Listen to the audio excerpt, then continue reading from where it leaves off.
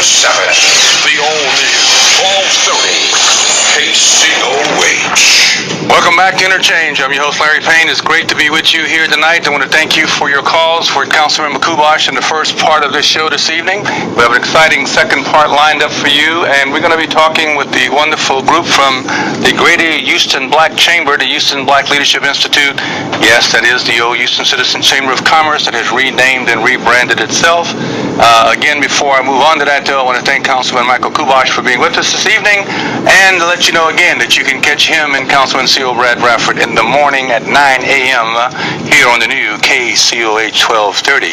But before we get into the discussion with the Houston Black Leadership Institute, the new cohort group, the inaugural class of their Leadership Institute, let's get into our subject matter this evening, which is a Houston Black Leadership Institute. Again, that number is 713-526-5738. Elizabeth, I know you're holding. I'm going to get to you in 1 second.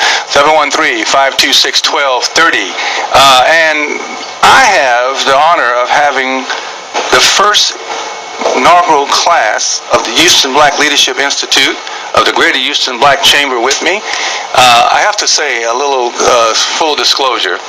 I talked about, along with some other people, forming this class, along with Niobli, in 2009, 2010. There's a letter that we circulated about forming a Black Leadership Institute.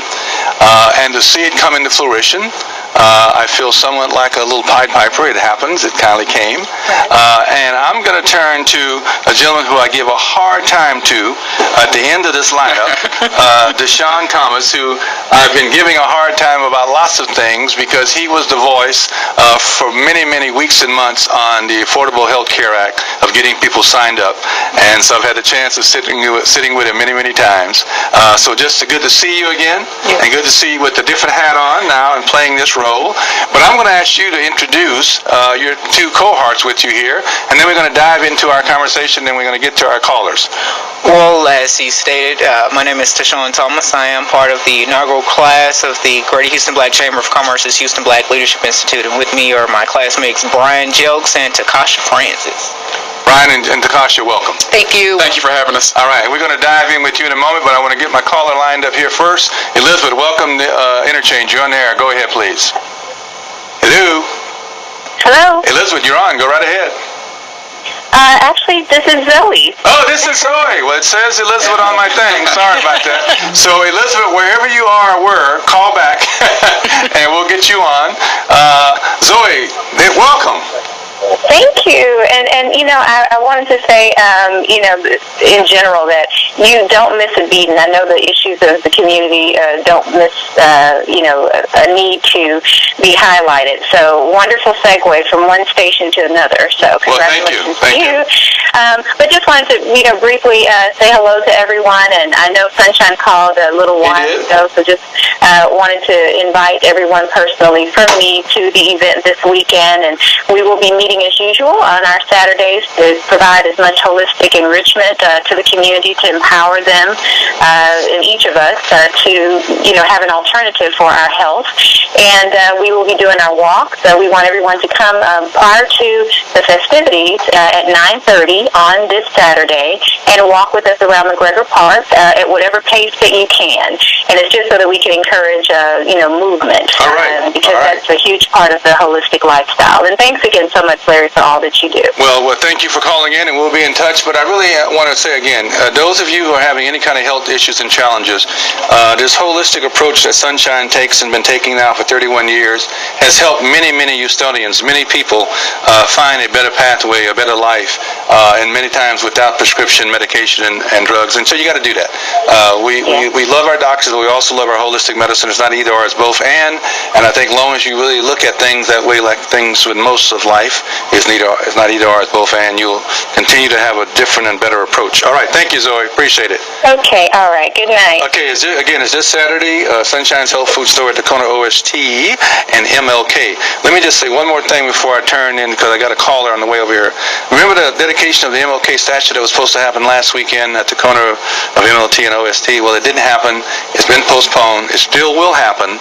Unfortunately, the statue was damaged in transit. A hand of the statue, I think, was damaged, so they have to redo it. and as soon as they get it done and get it shipped back down here, Metro will get a new date going, and the Black Heritage Society, we'll have our dedication of our statue, we'll have our parade, we'll have our march, and we'll be back in business. The oak tree is still alive and growing. That's the thing we put in place until we could get the statue.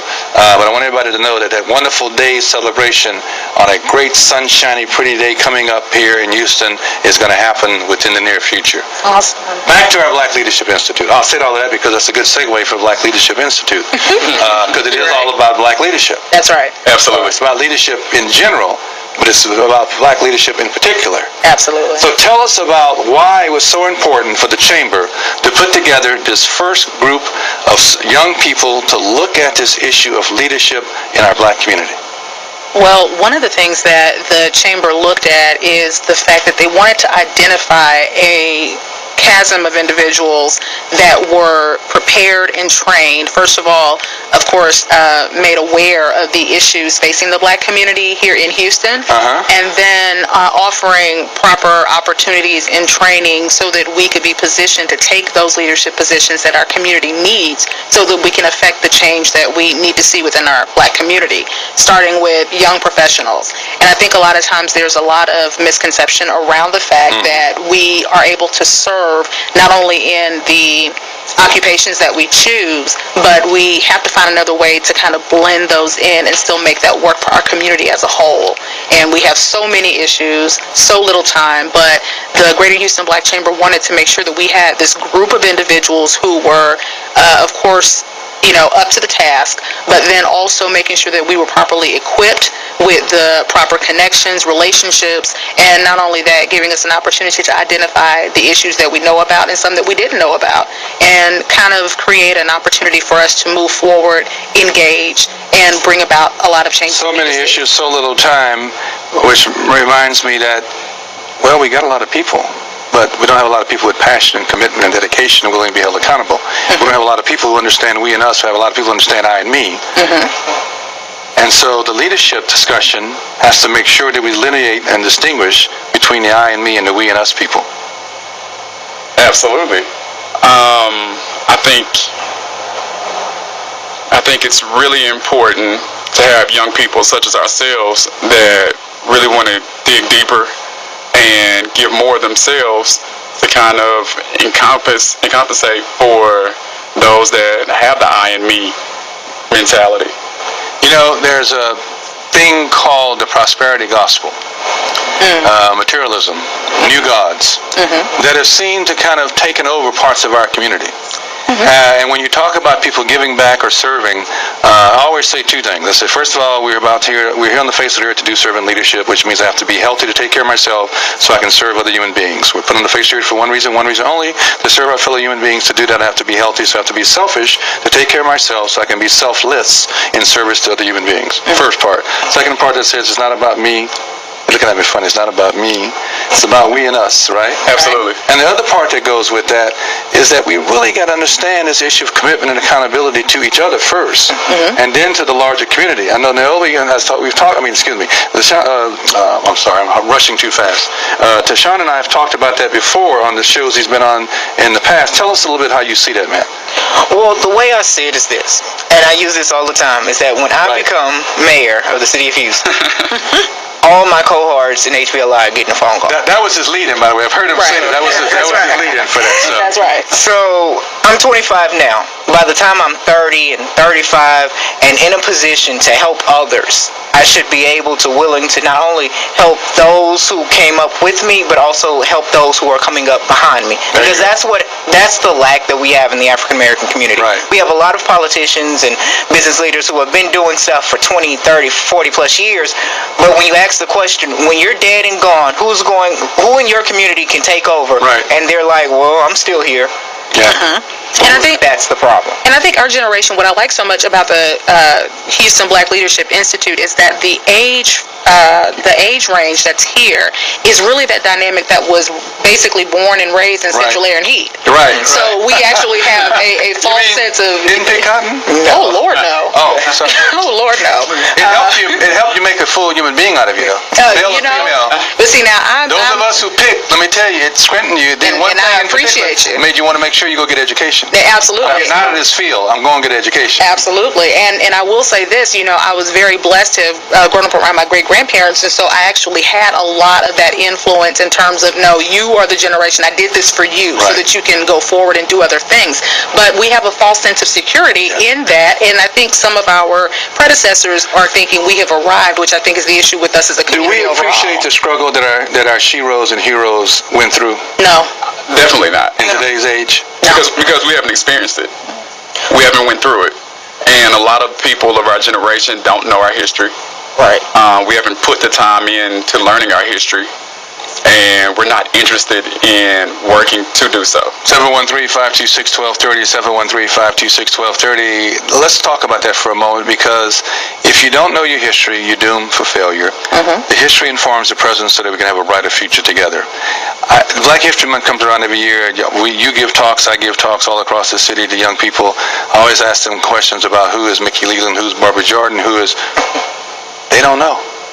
There's a whole new group of young people have no idea who those two individuals are. None whatsoever. Right. And actually, one of the components of this program focuses a lot on the Black history of Houston. Yep. Because, just having a very transparent moment, there was a lot about our history here in the city of Houston, and I'm born and raised here.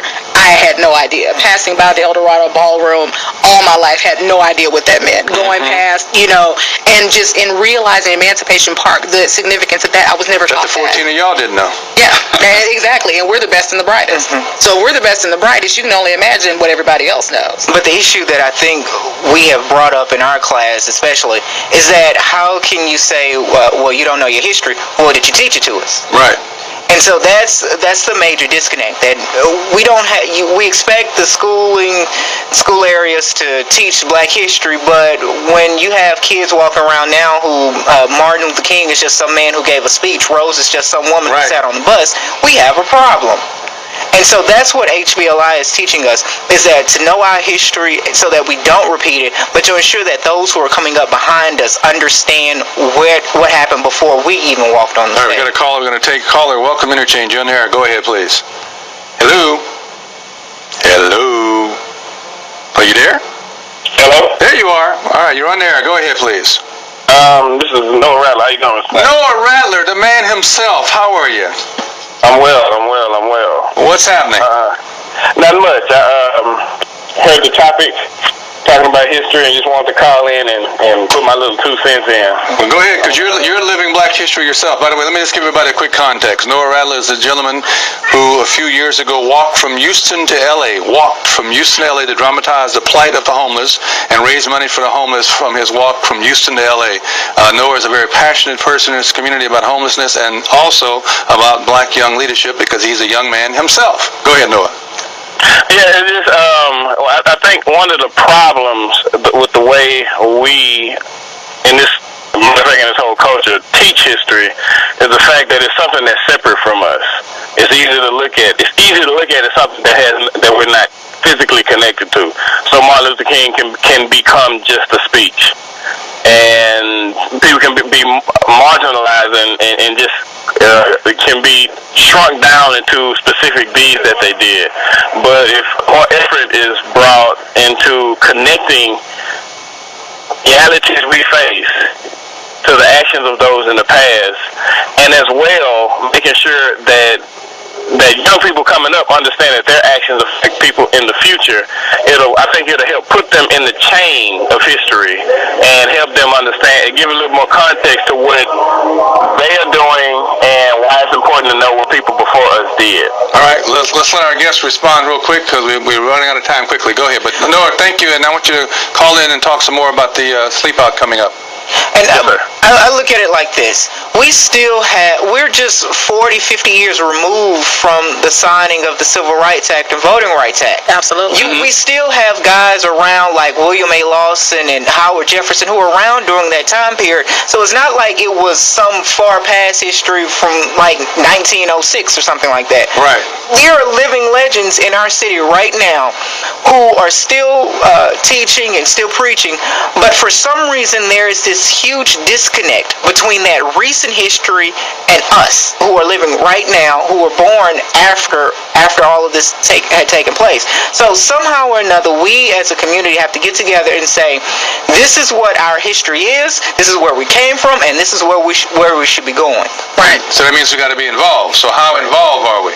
Absolutely. Well, one of the things that, we had a class project, and our class project was one of the things that we had to, zero in on a particular issue in the community we wanted to address. So as part of the history that we were able to learn and glean, we decided to focus on Unity Bank, which is the oldest African-American institution in the state of Texas. And they're celebrating 50 years this year, and so we wanted to actually have our class project around financial empowerment. Right.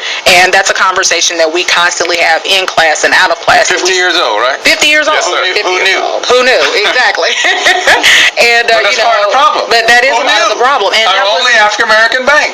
right. And I think a lot of the things that we were talking about when we were going through, a lot of the history mechanisms of the course is that we're not going to find it in the books. That's what we all understand. Right. It's not going to be in the books. And so it's incumbent upon us to make sure that we teach.